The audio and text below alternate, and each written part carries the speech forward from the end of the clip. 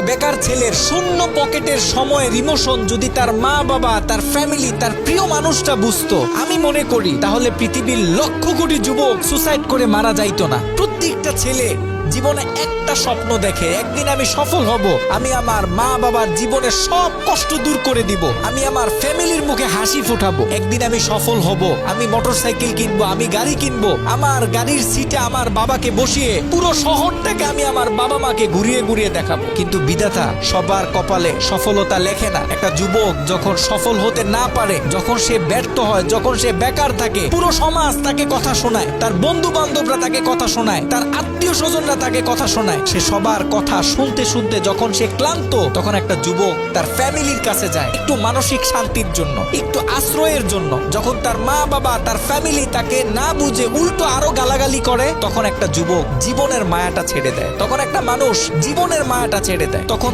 তার কাছে এই পৃথিবীতে বেঁচে থাকাটা মূল্যহীন মনে হয়। প্রত্যেকটা বাবাকে বলবো, আপনার ছেলে যখন অসফল, আপনার ছেলে যখন বেকার, সবার মতো আপনি তাকে কথা শোনায়েন না, কারণ আপনার ছেলের আপনি ছাড়া তো কেউ নাই। আপনার ছেলেকে বুকে টেনে নেন, তার খারাপ সময়ে তাকে সাপোর্ট করেন, দেখবেন আপনার ছেলে জীবনে এমন কিছু করবে যেটা আপনি কখনো কল্পনাও করতে পারেন নাই। প্রত্যেকটা মানুষের ভিতরে প্রতিভা লুকানো থাকে, প্রত্যেকটা মানুষই পারে এই যুগ জমানা পাল্টে দিতে। আপনি তাকে গালাগালি না করে, আপনি তাকে অতিরিক্ত শাসন না করে, তাকে মোটিভেশন দিন, দেখবেন সে জীবনে অনেক ভালো কিছু করবে।